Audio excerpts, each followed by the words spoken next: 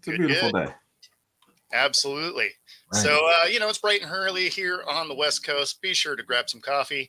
And, helps keep this show going. So if you're a coffee company and you want to sponsor our show, we highly appreciate it. Put it in here. Get in my belly. Definitely. Right? Get in my belly. Absolutely. So how's your guys' week going? Absolutely nuts. But I'm working, so it's a good thing. It's crazy. Working's good. Working's good. Probably relatively quiet then compared to Mr. U.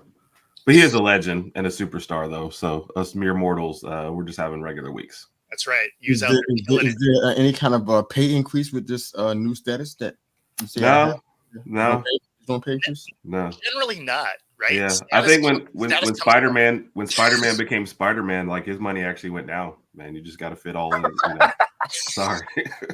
Sorry, bro. That's right. Iron Man just lost money the whole time. Yeah. Wow. You're super hate to be the one to break it to you. You're super thought sucks.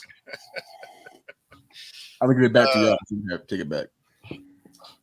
All right. So this week in sports, obviously we kick this thing off. O.J. Simpson passes away. Not that I think a lot of people are broke up that much about it. Obviously he had an amazing football career, and then his life took a weird turn right after that. That's putting it mildly. Right. He goes from being in the NFL, Hall of Famer, into movies and endorsements and all of that. And then, of course, there's the trial, and then, going to jail for stealing his own memorabilia from Vegas, and it just weird things. And so what brings this up is the family denied the ability to test his brain for CTE. And at the end of the day, it's a family decision, right? So, you can't really hate on him for that. But from a science standpoint, it would have been interesting to see what that looked like, because I would have to imagine that was a factor, or at least you would kind of hope it was a factor, right? Because his life he was doing that on his own, like a wild right turn. And it was just like, all right, everything's going cool. I'm doing a lot of good things. I'm just gonna do this now. Yeah. But so he ended up cremated yesterday in Vegas, and so not going to be able to check that out. But I don't know. I think it would have been. I think it would have been a good thing had they allowed it. I would have let it happen. I think just because. I mean, almost. I don't even know how to sensibly put it. You would have loved to have some other explanation for anything else that he did, right? Or like you're probably at that point where you're like, we just need a scapegoat that's not us. So let's blame anything else. I'm kind of surprised that they were just like, it could be the standpoint of, look, we just all want this all to go away, so let's just move on. So I guess I see that. That's what I was thinking. Is they're just like, you know what? Let's just make it be done. Yeah. Right. And that's it. So I get it from that aspect, but from I don't know how much more you would learn just from him. So it's not like it stifled progress, as far as studying CTE or anything like that. But again, just because of how wildly his life changed, would have been interesting to see. That's like, another one that probably won't allow it to happen, but should is, Antonio Brown. Yeah. Did that perfect hit really do the deal? I feel like his was more just because I don't know. It's like, I guess because you're seeing it play out more, and it just seems almost wilder from a standpoint of like what's going on now. OJ seemed like he waited a while and then just said, you know what, I'm going to have this really terrible event and it's going to kick off like the rest of my life as a downfall, versus Antonio Brown's not even getting that far out. He's just like, you know what, we're going crazy now. So I could see it. It's weird as it might be to say, I feel like Antonio Brown's behavior has been wilder at this point because I guess I'm seeing it play out versus, I can point back to one event that kind of drug OJ down and then started the whole downfall. Yeah, I guess with Antonio Brown, it was a lot of self-sabotage. Yeah. Right. With OJ, you have your your major event that, you know, derails your life. I mean, that can happen. But I mean, doubling down and doing stupid stuff beyond that, like that's still solidly on you. But and let me be clear: the event like didn't happen to him; he was the event. So it is wildly accepted that he was the event, and then that happened because of him, regardless of what the courts may say. So. Yes. Yeah. This is wild for a lot of reasons for me. I mean, I'm with you guys that I'm surprised the family didn't want to look at this, because if it was me, I'm like, I want a great reason for why this happened. Right. This is not, and they've been pretty dogmatic about the fact that this is a different person that they saw in those latter years and who the gentle person that they knew. So that should be strong impetus to do something about that and say, you know what? We want to prove what we always believed. So to not do that is very, very strange. To think it's going to make things go away is kind of, it's not really reasonable, because you still got some cases out there with the Goldman family and stuff, and they're still dealing with that, and they are crushed by the loss of their loved one. That ain't going nowhere whether you get a CTE scan done or not. So I don't think it's realistic for them to say, you know what, we just want this to all go away. It's not going away, because there's still pending stuff still happening. So it's right. Wasn't it like the day after it happened, something happened with the lawsuit, right? To your point, that came out too as well. Yeah. So to your point, you're right. It's not going to go. So. Oh, I didn't know that. What? Yeah. I think they were trying to deny the next $33 million payment or something like that. Yeah, they won't get the money that I guess was supposed to be due in a previous case. I guess something. Right. You know. This is ugly in a whole bunch of ways, but the part that gets me that people don't talk about that much is the whole race civil rights part. That's a big deal, because he was kind of force fed to the African American community as some kind of a symbol of hope for us, some standard of how African Americans should be. He was force fed. I mean, when I say force fed, that's exactly what I mean. Because nobody didn't really want that. Nobody saw him as being a juice on the field with the Bills. That was one thing. I mean, I guess it's a Hall of Fame career. Can't really knock that part. But as far as him being a symbol in the community, because he wasn't a civil rights activist, he wasn't a role model. Didn't want to be. Matter of fact, he went as far away from that as possible. He was chasing women. And doing his own thing, and he wasn't concerned about any of those things that they try to put on him. So the pressure he was probably dealing with, along with his own internal stuff, I can only imagine where his head was at, you know, over the years. And then he gets smacked around on the football field. It's like that probably made it even extra worse. So I would love to have seen that scan and just kind of see what was going on in there, because he's not Jackie Robinson or Muhammad Ali or Joe Louis. You know, he's OJ Simpson, and that's that. You know what I'm saying? Yeah. Well, I mean, not every athlete is cut out to be that type of leader anyway. I mean, you know, most aren't. I mean, that's a lot. Yeah. Well, it's interesting because along the racial lines, it's like when the trial happened and he got off, it's like a lot of African Americans were, you know, excited about we beat the system. But like you look back and not a single one of them is defending him to this day. You know, we're all like, I was talking with a friend the other day. I was like, you think he did? He's like, yeah. I was like, see what I mean? Like at the time, it was billed as something. Like to your point, Mr. It was just billed as something that it's not, and he was billed as something he wasn't, and that's just kind of. It made sense at the time, though, right? Because that was right after Rodney King, right? So I mean, it made sense that it got billed that way, as beat the system after Rodney King had his. Incident, we'll say, right? So I mean, yeah, but then when you look at, of course, we all watched the trial in real time, so it was just like, oh yeah, I mean, you're watching it and you're like, yes, this dude did it. Yeah. I think there's so much we could talk about, but I think just for me, it's like this is a great reminder. I don't know if it's going to help anybody in 2024 because people got their own minds about stuff nowadays, but I think it'll really help if you pay attention to this. This is a great life lesson for you. Some people can't handle fame. Right. People can't handle having that kind of influence and that kind of responsibility. It turns them into different people.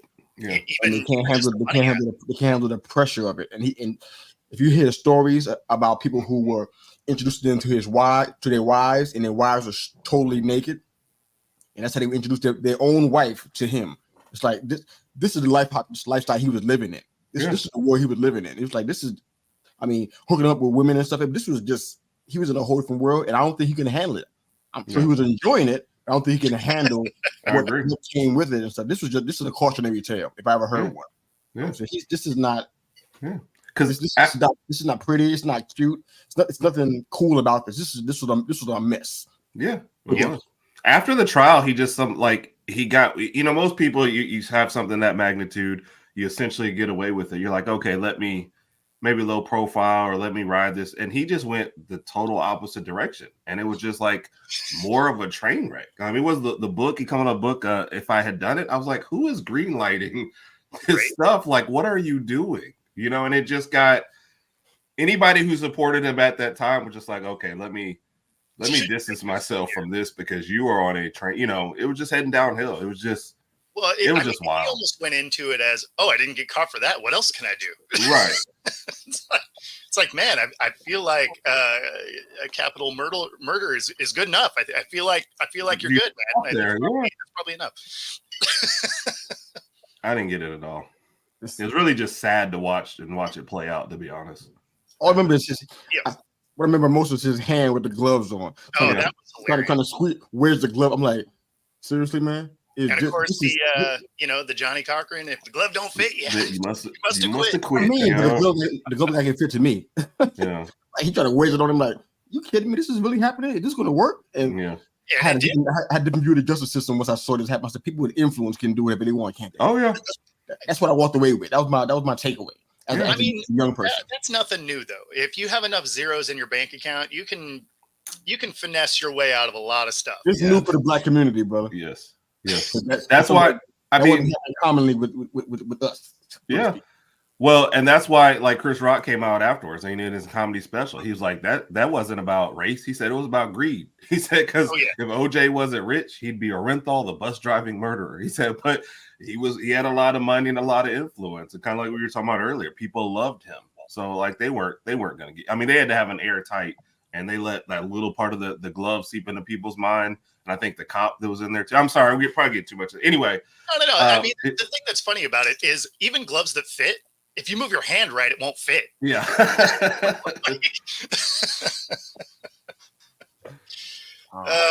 Anyway, I thought it was interesting that they didn't allow CTE. Obviously, we jumped down the rabbit hole a little bit with OJ because he's just a crazy character. Well, one thing too, do you guys think they didn't want it in case they didn't find CTE and then they didn't have another excuse? Like, does that play into it at all? Maybe they didn't want another DNA sample because there's more bodies. Oh, no. Oh, no. You never know. And just on the football tip, we did this with this poll that we did last week.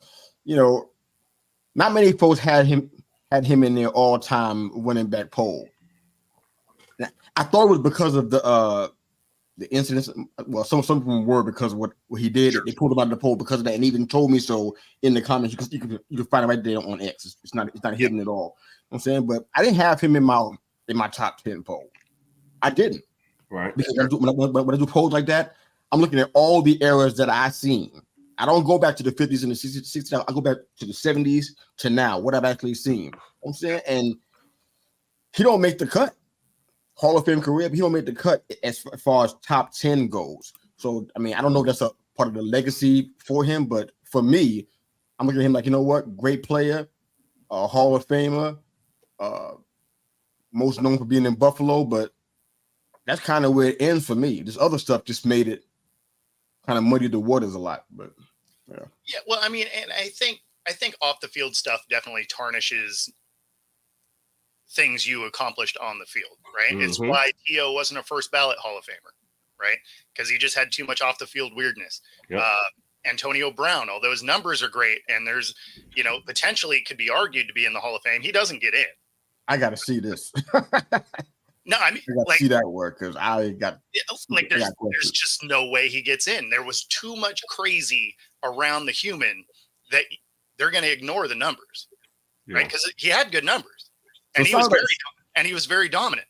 It sounded like the Hall of Fame won't put you in if they got something present going on, but they won't take you out if something happens after. That's what it's. Once you're in, look. Once you walk through the doors, they lock the doors, and you can't get back out. That's how it happens. I know. But I wish I was in there just about a minute. Yeah. If he had gotten in before they found anything, he'd have been fine. So I mean, that's all. I agree. So that's all the Hall of Fames, because Major League Baseball, right? Oh, true. If you were in the roid era, you don't get in. But if you are in and they found out you did roids, you're still in. They're not yanking you out, right? I'm not even sure Barry Bonds even needed to do any roids, to be honest. No, he was a great hitter beforehand. He was historic before that even happened. I think his downfall, I guess you want to call it that, was just his desire to recover faster than what his body was. Right. I mean, realistically, Mark McGwire didn't need to either.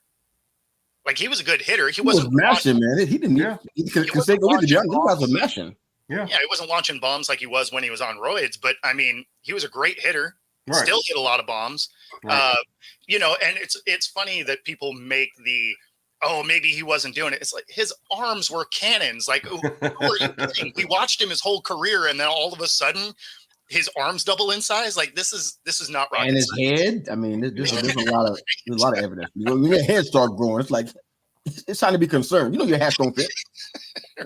Yeah, like how many of the roids was he? He was doing all the roids. He was doing all the roids. He wasn't sharing with anybody. They were like, take one of these. Take one. No. One. Why a woman I can do 10? I don't know what was happening with that, but So I don't have enough time. Yeah. Although, I mean, imagine if McGwire and Canseco were doing that when they were with the A's. That'd have been a way different team, right? Because they were already the Bash Brothers. Now imagine if they're hitting at 530. Be amazing. Yeah. Unbelievable. All right. So your Michigan football team. They do get some sanctions coming down. Really just a slap on the wrist. Nothing really interesting, right? Like, they get 3 years of probation. They get some recruiting sanctions that haven't even really been outlined yet. And then a fine, which, who cares? And that was for the recruiting thing, where they, bought the kid a hamburger and, talked to him early, right? Like, nothing egregious. So the other thing that, obviously Harbaugh was suspended at the end of the year. That's still under investigation. Sounds like there could still be some stuff coming down from that, which ultimately will probably also just be a fine in my mind. But what do you think about kind of what the NCAA is levying against Michigan? I mean, it doesn't affect bowl games. There's nothing like that. But first off, I'm going to go on record. Ward Manning was a jerk. Let me just go ahead and start there. But after that, it seems as though Michigan comply with this is their exact words here. It says the school also agreed that it failed to deter and detect impermissible recruiting contacts and did not ensure that the football program adhered to rules for non-coaching staff members. Okay, so they own that part. But then I look further on in some of the other reports, and it's talking about a separate investigation for sign stealing and illegal recording surrounding former staff member Connor Stallions and everything. Okay. I'm at the point, man. It's like my timeline says differently, and I know that they want to have Michigan erased from college football history, as if they never were there. They want to have everything they've ever done since the 1900s, when they were the most winningest program in college football history. They want everything erased and have them as if they never existed. But it's not realistic. I mean, I feel like that's probably about 10,000 steps too far. But yeah, I mean, we went with the nuclear option. Apparently, that's where they are. All of a sudden, you're out there with the gauntlet snapping. They're in charge of the button because that's how they are. They have that mindset. They just want to press the red button and blow everything up. It's like it's not how things need to work. I'm at the point though where I'm kind of just exasperated with it. I mean, Harbaugh was 6 games he wasn't on the sidelines last year. I'm saying people say what they want to, but those you expect to win, but it's not a guarantee. Not in college football, anything can happen. You know what I'm saying? So he's just basically got suspended for 6 games, I guess. and then all the other sanctions they had that year, and then this. I'm just like, man, how long are we gonna keep talking about this? Well, let's just move forward. If I would, it is fair to me to move forward at this point. Well, no, but I mean, to be fair, like the first games he missed was self-imposed, right? Like he knew that all the time. Florida State did it. I think LSU did it. No, I know, but I mean, it's not like that was levied by the NCAA, so it's not that wasn't going to be the finished product of whatever it is they were bringing down. So, I mean, yeah, it showed good faith, I guess. I don't know, but basically, it was like, I messed up. You got to do something so I don't look like a jerk.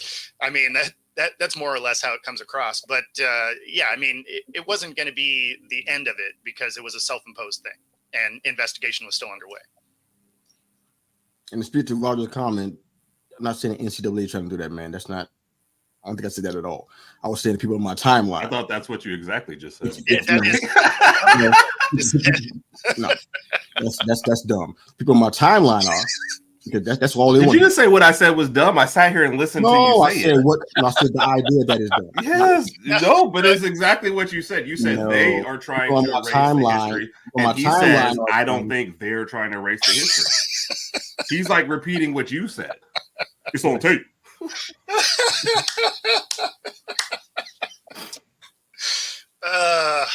Man, he's like literally quoting you. And this is what you get bright and early on a Wednesday morning. And of course, my mom's stopping in, saying good morning. Mom stopped by last night too, so we appreciate it. Oh yeah. Chad, thanks for jumping in. John Marcus. And of course, happy birthday, Raj. Happy birthday, brother. So, yep. Did you just skip over you having your own creek? I did. The thing that's funny is you're kind of not wrong. That we know. So the place we rented, that actually is the backyard. That creek is in the backyard. So so not entirely wrong. I don't have my own waterfall, but there is a creek. Yep. And he definitely did appreciate both y'all's messages, man. So, and I tried to text y'all. It was probably late when I texted you when I got off the show, but I texted you both yesterday. Thank you for doing it. So, definitely appreciated it. No, of course. All right. So since we're talking about football and college football, we got the schools that Dion is allowing his kid to go to. We got the Eagles, Niners, Cowboys, Commanders, Ravens, and Falcons. So he is ignoring most of the league. This seems like a wild stance. Yeah. These are the kind of stance that you take when your guys are going, there's three of them here. First off, Travis Hunter's not even your son, so I don't even know how you're controlling. Right. Like, I know he followed you to that school, but I'm thinking, like, does he have nobody in his corner that's like, we'll do what we want here? Second, these are the kind of power plays you pull if your kids and Hunter are going 1, 2, and 3, and you can control things. But Travis Hunter's probably your only one that's like definitely going first round, and that's unless something happens this next year or he really, really falls off just because of his skill set. The other two, you have no idea. So I don't even like. That's just crazy. It's just crazy. Unless Shedeur takes a huge step forward, right? Like I don't. He keeps trying to bill him as a number one overall pick. Like, I don't know if he goes in the first round. Right. I mean, so I feel like he needs to pump the brakes on how limited the locations are his kid can go, because this feels so much like the LeVar Ball thing where, the kid has talent, probably needs to sit for a year. If he does declare, maybe a mid first round, if he is a first round, right? If he takes that step forward, whatever. But then when you bring him in, you also are going to have to deal with his dad. Yeah. So then it's like, okay, well, how much of that headache do you want? I would say none. Like you said, unless you're going to be a top talent, like I'm not drafting somebody in the second round who's trying to hold out. Like I don't I don't get it, and why would you even announce this? I mean, this is kind of like back channel stuff, whisper stuff, not like, hey, I'm going to announce this to the world a year before we even get out and a year before we even know what our status is. Like, it's like you said with LeVar Ball. And, for LeVar Ball, his kids didn't seem to kind of go up draft boards until they like distanced themselves from him. They had even like little public spat where like, Dad, kind of stay out of my life and let me do my thing. And then you didn't hear from him for years. Deion's not going away.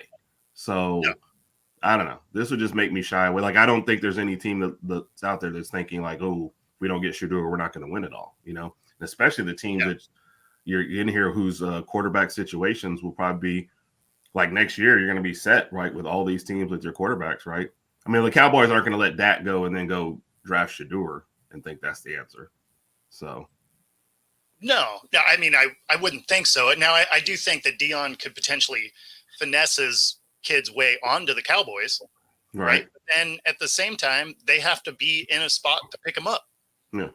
Like, it's one thing to, get your way out of the number one pick, right? Be like, okay, I just don't want to go to that team. Like, we've seen you be able to finesse your way out of a bad situation in that way. Right. You mean to tell me that you're somehow going to get 25 other teams to pass on you so you can go to the couple of teams that you like? Right. Like, get out of here with that. Like, that's not a real thing. Like, there's just bad franchises that exist that will take you regardless. Yeah. And what, you're just going to sit out? No. I mean, we've seen what happens to quarterbacks when they sit out. They don't exactly come back awesome. Right. Yeah, I don't know. It was pretty crazy when I saw this drop with how few teams are on the list. Yeah, and his original list was 5 teams. I noticed that a 6th team got added. That didn't get past me, so he added the Eagles to this list. I'm like, oh, the one team he didn't play for. I think. So the reports I've been seeing, that word "allowed," I think that's the part that's getting to me. Right. The allow part. I'm like, are you the coach and the agent as well? What do you mean allowed? Right. You're the gatekeeper. Why do they need to? How can you really stop this? If this is going to go, if this is going to happen. Say, for instance, that Travis Hunter decides he doesn't want to be under your indentured servitude. Mm-hmm. How do you stop this? How do you stop him from getting drafted to a team that's not in this list? What do you do? Run out there and grab the card of the guy's hand before he gets to the podium? How do you stop this? You run up on stage and you light that thing on fire. You're like, no. I mean, and not get tackled by somebody, some gorilla back there behind the curtain. Right. How do you? They wouldn't tackle him. It's Deion. Come on. Why not? This is the NFL draft. Optics. There's no way.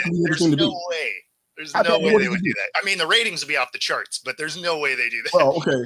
The thing that is hilarious about this list, though, right? They'll send Will Smith out to smack him, stick him off. That's what I was thinking. Nobody stopped that. That's exactly what I was thinking. Nobody stopped that. Amazing. Okay. So the thing that I find hilarious about this list is his first list that came out was because he doesn't want his kid to play anywhere cold. Right. It's pretty damn cold in Philly. Like cold. Right. Or in the playoffs, like I think you guys mentioned on the other show. Once his team makes the playoffs, his sons will quit. Okay, we're good. We'll see you next year. That's right. Get that back up in here. Handoffs. Let's do this. This whole situation is just kind of wild to me because it doesn't make sense, and honestly, it makes it feel like he's going to fall down the draft board because people just don't want to deal with whatever crazy is about to happen here. Right. For them to have to draft to deal with you, you're going to have to be spectacular. Like all he's done is make this year worse for them because of these kind of evaluations. And you won 4 games last year. Like, how about we stop talking like you've got 3 all-world talents there? These guys are as great as you say, and you're only winning 3 games or 4 games last year. Like, what? Come on, man. Well, I mean, all things being equal, you can have 3 Hall of Famers on a team and not win any games. I mean, football is the true. I would be hard pressed to think like if I'm on college and I've got 3 Hall of Fame college kids and we're winning 4 games, like I'm just not putting you in the Hall of Fame. Like, sorry. I mean, the thing is like you can have an amazing Hall of Fame statistical career and just be on a bad team. I mean, that definitely happens. But I don't feel like any of these guys is that caliber and will be that caliber.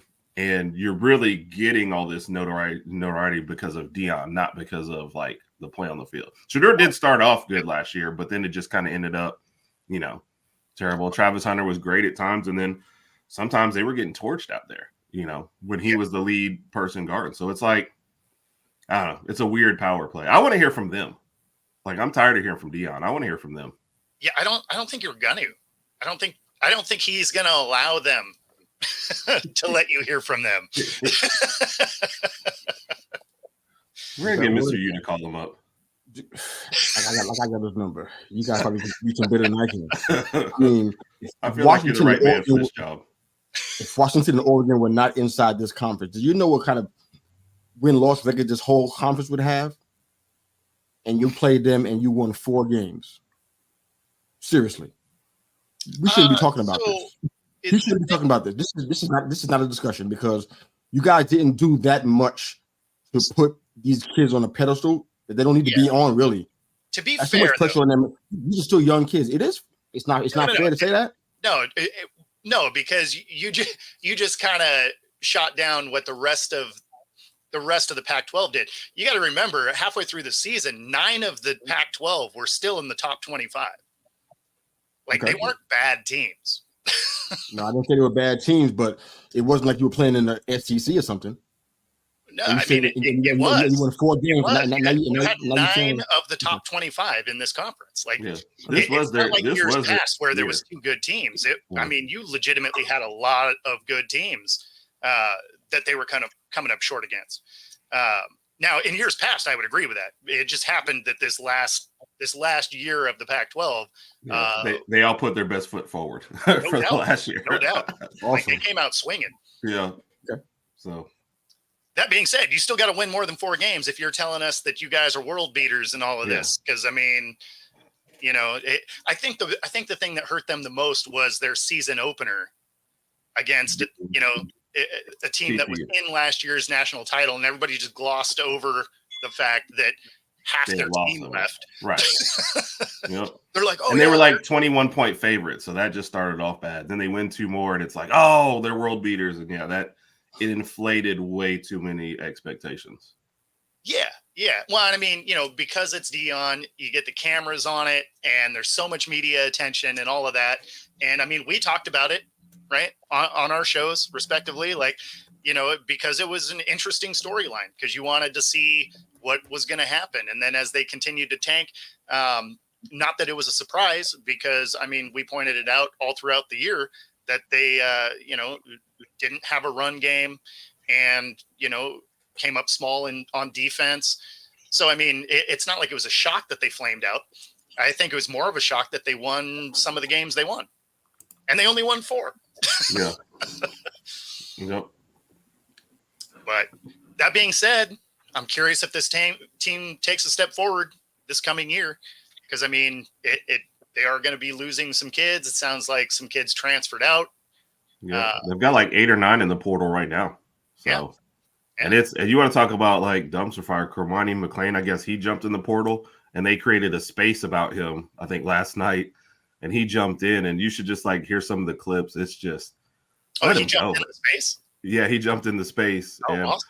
Yeah, he sounds the most like low key. Just from the couple clips I hear, and everybody's like yelling and he's just like, bro, it's just not that serious. He's like, like, come on, guy. I mean, I don't know. You would have thought it was the first person to ever transfer out of Colorado, from what I've heard. So weird. I don't know. Weird. Yeah. I mean, I'm curious what it is like inside, inside those walls. Right. Because he is kind of an old school coach. And so it makes you wonder how he, if he rubs the kids the wrong way. Right. Right. Because, I mean, we were seeing that in the NFL, right? A lot of the hard coaching coaches found themselves without jobs this last year. Right. I wonder. 3 of the people in the transfer portal right now are DBs. And I would have thought if anybody would have stayed, it would have been that position group. So that's something that I find interesting. It'd be nice to talk to somebody, I guess, more in tune with Colorado stuff, just to kind of see. So I don't know. It could be one of those situations where he's really good at the position, but isn't exactly the best coach. Could be the Kurt Warner type thing, right? Right. Great quarterback, but if he's coaching you, he might mess your mechanics up a little bit. Maybe so. I'd be interested to know. We're actually we've added him to our team by team breakdown this year. Big Mike's going to do a breakdown of their whole schedule. Oh, there we go. You see that, Bo? Just trying to kick us out. Oh. Nope, wrong button. Just trying to get the thing off the screen. Good stuff. Good stuff. All right, switching over to basketball. We got the WNBA draft and Caitlin Clark. So she goes number 1. This is not a shock, right? And the contract is interesting. Now, it's a good thing she makes a lot of money in endorsement deals because the rookie contract is way less than I thought it was. Yeah. Now, there are other factors. I mean, the league doesn't really make money for sure. And it's a super short season that gets in there. So those are things you have to take into account. But she definitely, somebody was even posting about it, like her NIL money wasn't all that great because it's actually just straight out endorsements that she was doing, not just from the NIL collective. So she'll be fine money wise going forward. Be interesting to see. Well, yeah, I mean, the first hug she had was with Jake from State Farm. She didn't even hug her family first. So, I mean, you know where the money was coming in. Definitely. So, and then they've already they're televising 36 of their 40 games this upcoming year. So they're definitely going to ride the Caitlin Clark wave. So be nice to not have to see her go overseas just to kind of supplement stuff and do whatever. So. Yeah. So, man, why doesn't that auto switch? It's weird. Yeah, so I believe it will translate to the WNBA, and it's not necessarily because it's just her. It just happens to be that there was a really stacked draft class. Yeah. So, I mean, if you went in the first round, you're getting a star really this year. This NBA draft class or WNBA draft class was pretty impressive.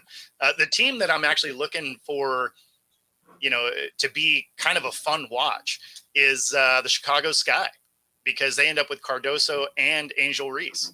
So, I mean, that could be an amazing tandem, and talk about a rebounding nightmare if you're going up against them. Yeah, right. They're going to be that type that just throws the ball up 5 times until they get a bucket.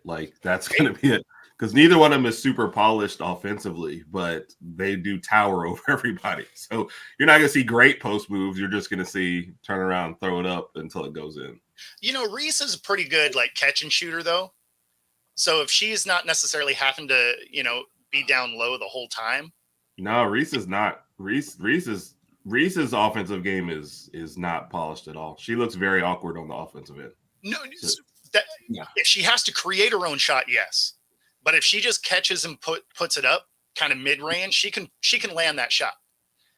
Not from what I've seen from her. Yeah, not what I saw. Yeah, Cardoso has to be Yeah, Cardoso definitely, but she's also 6'7". I mean, and a much bigger body. She's definitely going to bang down low. So I don't think you want to trade out somebody who is so big, just a foundational defensive player. But there was a lot of talk about why they didn't take Rakia Jackson instead. Yeah, I mean, she's a perimeter player, man, elite game, elite shooter. I mean, they had 3 picks. They had the 3, 7, and the 13. I guess. To get Rakia, probably wouldn't have been able to get Cardoso because somebody would have grabbed him before they got down to the second round, which was where all the centers were kind of puddled at. So they could have got another center on the Sky, but it wouldn't have been Cardoso, obviously. But that's going to be something to watch, because I think the Fever did a good job with putting Clark and Boston together. Definitely. That's going to be electric from an offensive standpoint. Yeah. I don't know what their defense is going to look like, but offensively it's going to look fantastic. Yeah. But I feel like the Rakia Jacksons, it should have did that instead of taking Reese, for the same reason that Herb said. We'll see what happens over time, but I got a feeling they may end up paying for that in certain situations. And the Aces are still at the top of their game. I don't know if any of these teams are going to knock them off. They're really incredible, man. So if anybody comes close, it's going to be the Liberty. I'm sorry. Who had the second and the fourth? I forget who. Whoever got Brink and Rakia. Yeah, because I mean, obviously that's going to be fantastic. That was those were probably what I think is the Sparks.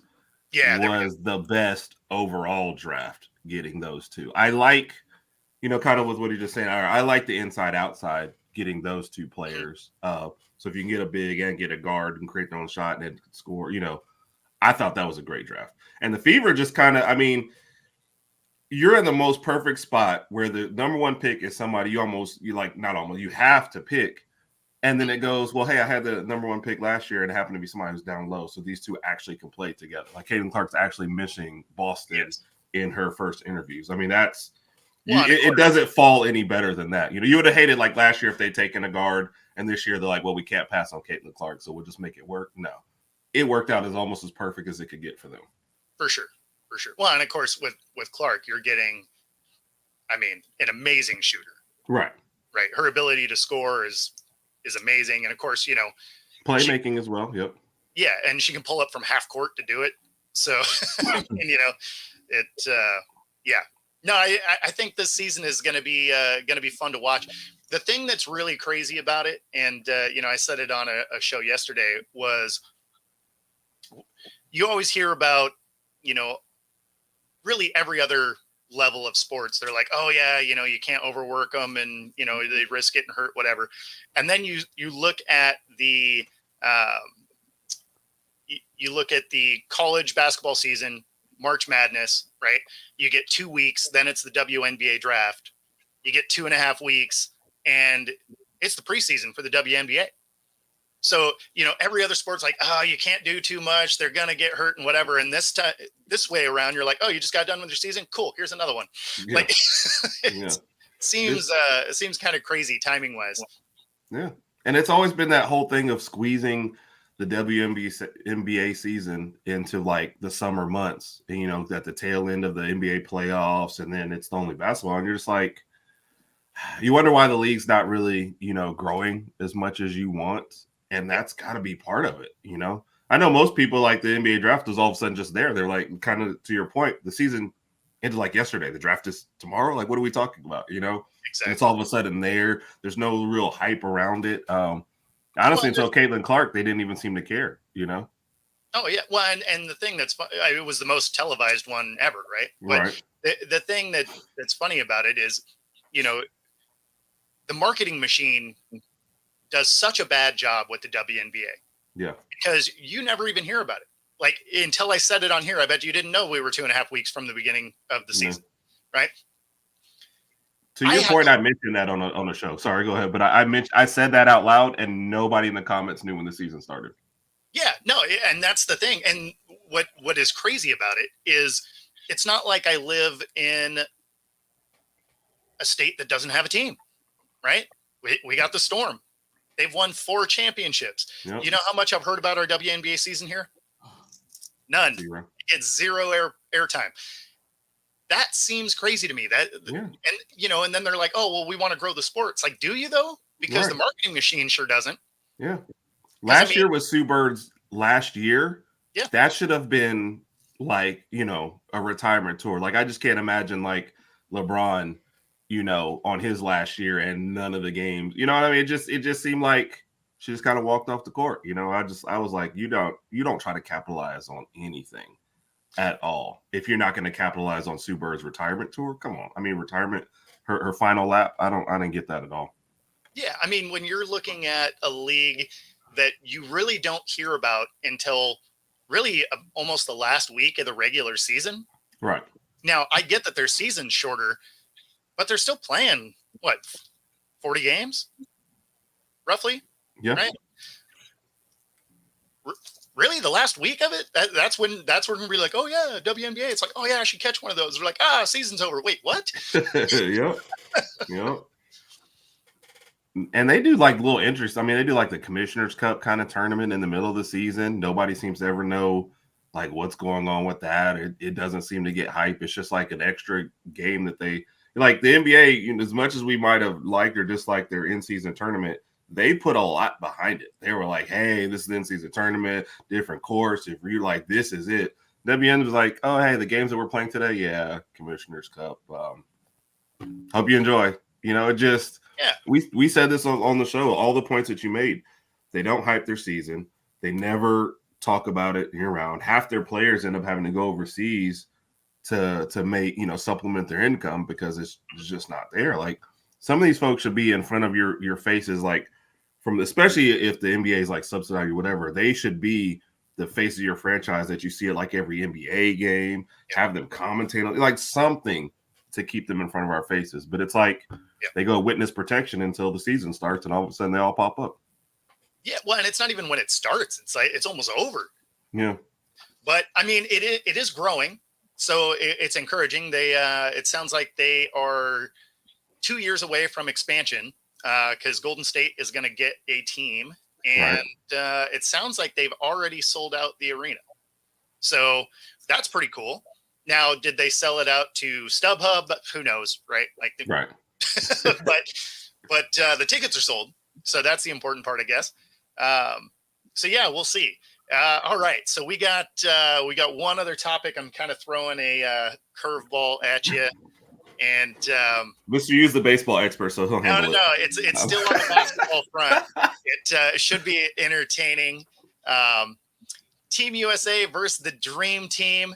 So we will get that right after this break. Stay tuned, and we'll wrap up the show with that.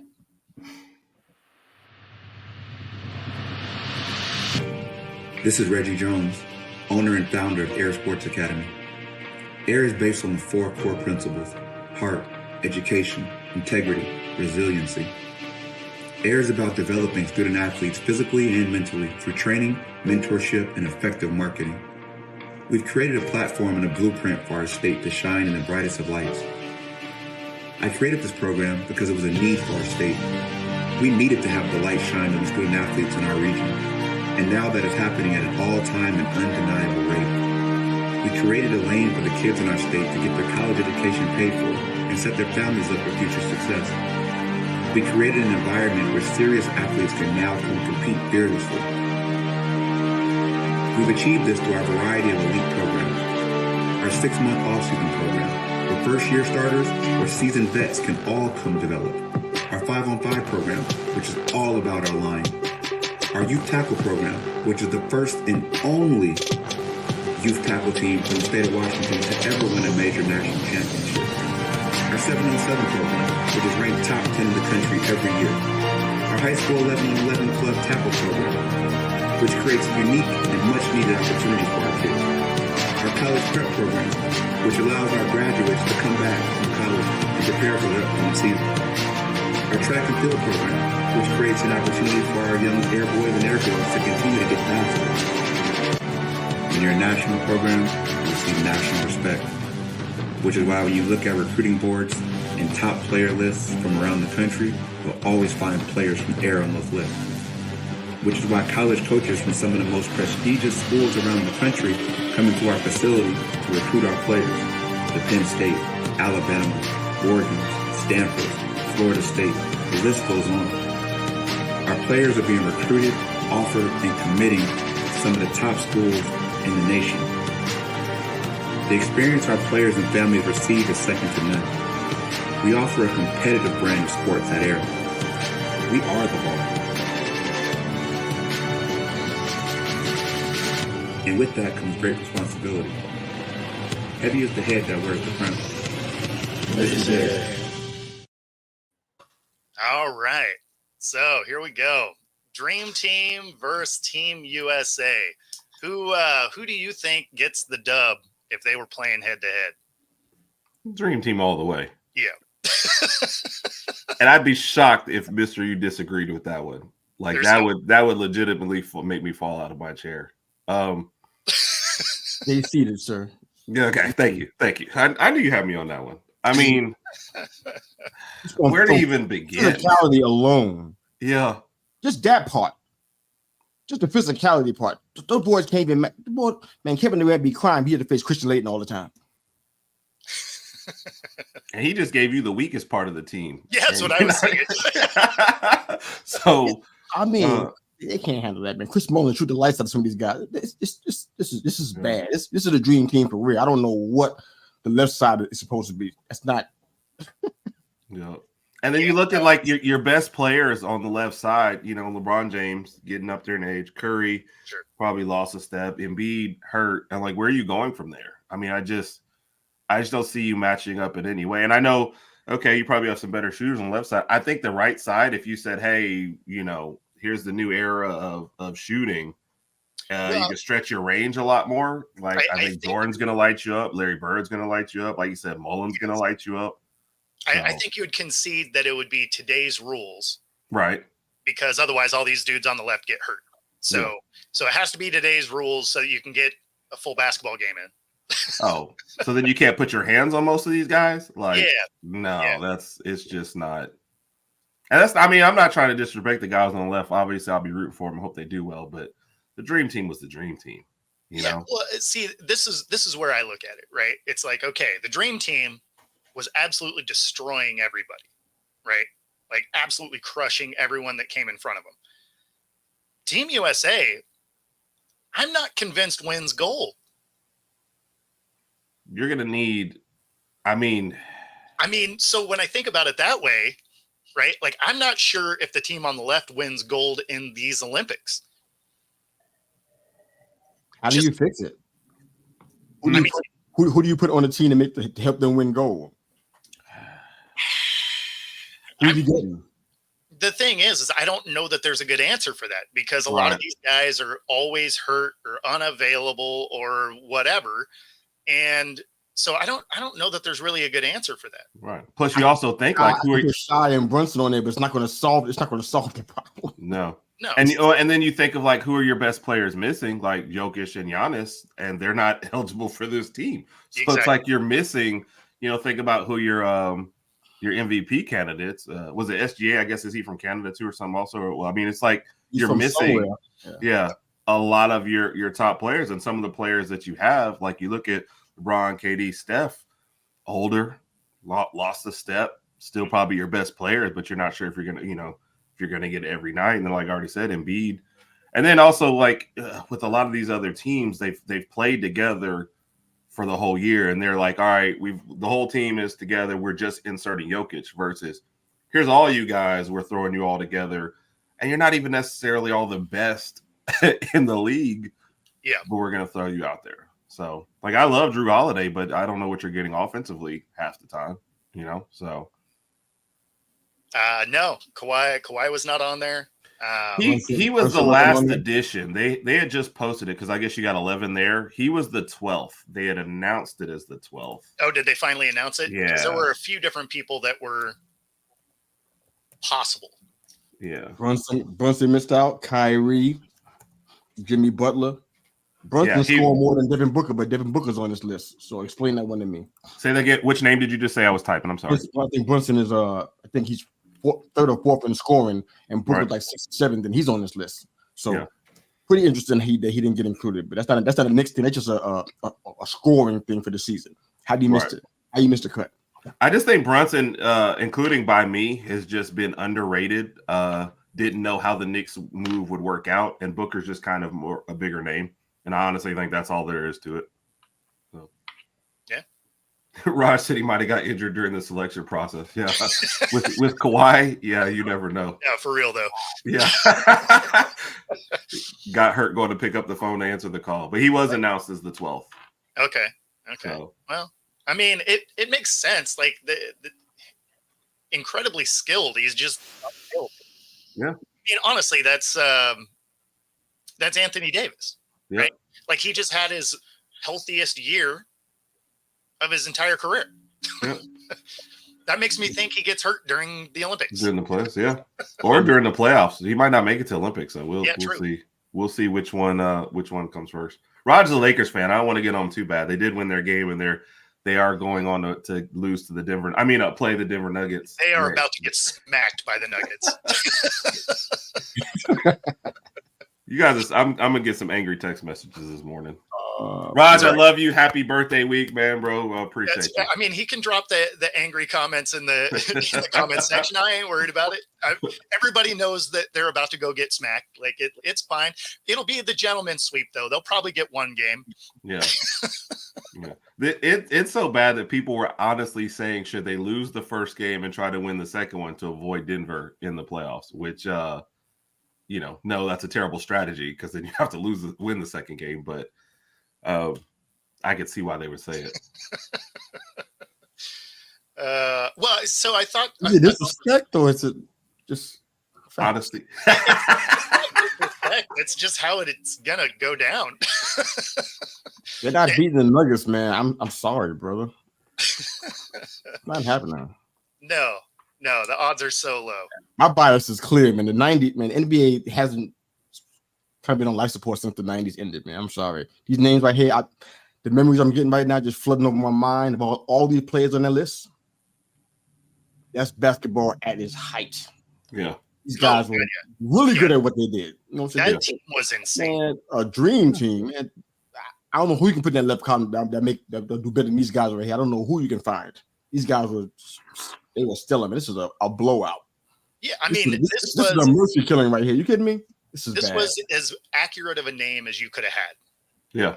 Like it was absolutely that. It was the dream team. Incredible, that team was insane. D-Rob and Drexler. I mean,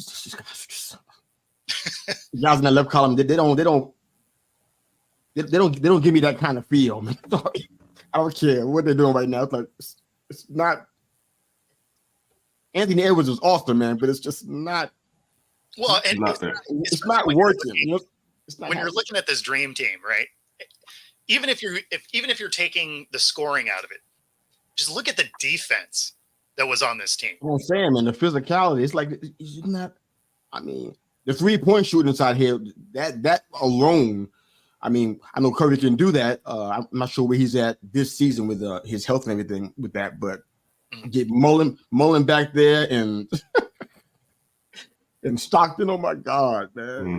Larry Bird would love the 3-point. The way it's going right now. Absolutely, the 3-point shooting by itself, man. They would eat Team USA up with that by itself, and talk about getting down to the paint. Forget about it. Bam ain't got a prayer in hell. And I like Bam. I got no problem with Bam. I think he's a very skilled big man. In person, they can't mess with this. No. I think on this list on the right, like Patrick Ewing and David Robinson are probably very, very underrated as far as what people's memories of that situation. Absolutely. So if you think that Michael Jordan's the best ever, it's like you can't really fault Patrick Ewing for not being able to get past him because that was just, the Bulls were tough. Everybody has that one. Yep. Michael Jordan kept a lot of people on this list from getting a ring. So absolutely. Yeah. All right, that brings us to the top of the hour. Be sure to tell everybody where they can find you guys. Raj Herb on Twitter, X, and the Herb and Raj podcast, or maybe for 1 week, the Raj and Herb podcast as we celebrate Raj's birthday coming to this week. And again, thank you both for the birthday messages. We played last night. It was amazing. He loved them both, and I appreciate you both. Awesome. Same here, brother. Well, we're on all the socials at They Call Me Mr. U. Of course, you can find us on Monday on our show at 9 a.m. EST. We're all 4 of us are together and here on the Wednesday wrap-up. Right on. And, of course, you are watching me right here live. So that's where you find me. And, of course, we have a new show debuting later today where it's Coach Bono and me. And we are going to be talking to the head coach of the DC Defenders. See you this afternoon.